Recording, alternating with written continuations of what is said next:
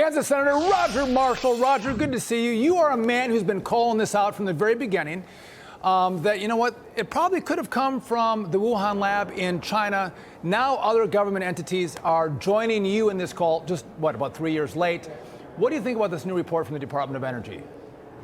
Well, certainly this gives us momentum to proceed with some type of a 9/11 investigation of the origins of COVID. I think what's significant here is the Department of Energy has changed their mind. They've seen some type of new evidence, whereas before they thought it came from nature. Now they think that it probably came from a laboratory.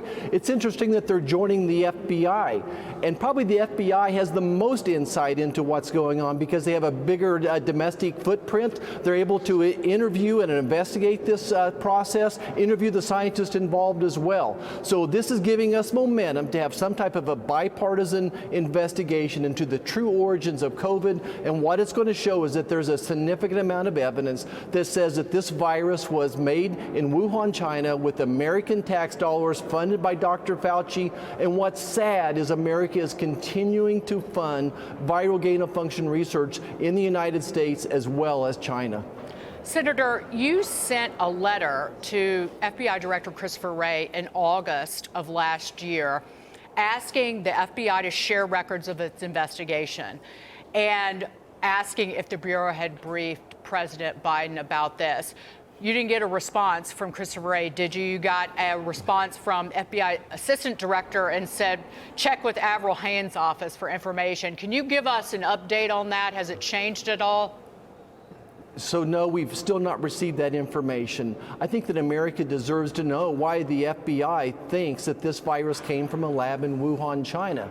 I think America deserves to know, did the FBI share that feeling, the results of their investigation with the president, or did the White House, the folks there at the White House decide to share with the president just the evidence that they wanted to talk about?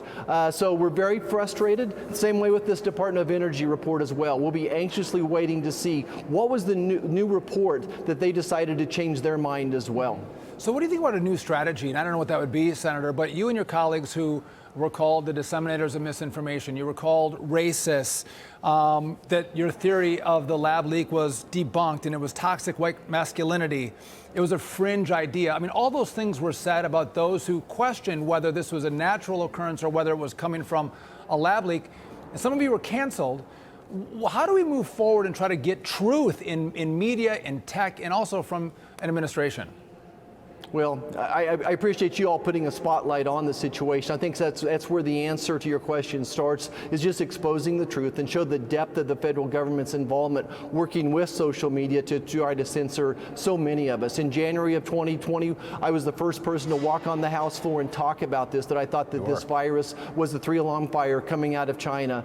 And basically since that day I was censored. We were censored regarding discussions on whether masks were beneficial, what were the benefits and risks of vaccines, natural immunity, all those issues that we were censored for, and we're told that we weren't allowed to even debate this. A physician myself, I know that patients deserve to know the risks, the benefits, the pros and cons of any treatment, and they were denied that opportunity. We were told to get in line and do what the federal government tells us because they know what's best. And we certainly understand that with most public health care policies, what may work in urban America may not work in rural America, and the timing of those actions won't be the same either. So we certainly could not have handled this any worse. I think it was even very predictable, the consequences of those lockdowns and the impact on the mental health of this country and the education of our children.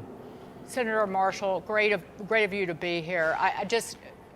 Before we go, I just want to reiterate, though, that there's still 4 agencies, including and the National Intelligence Council, that say this virus was from natural transmission.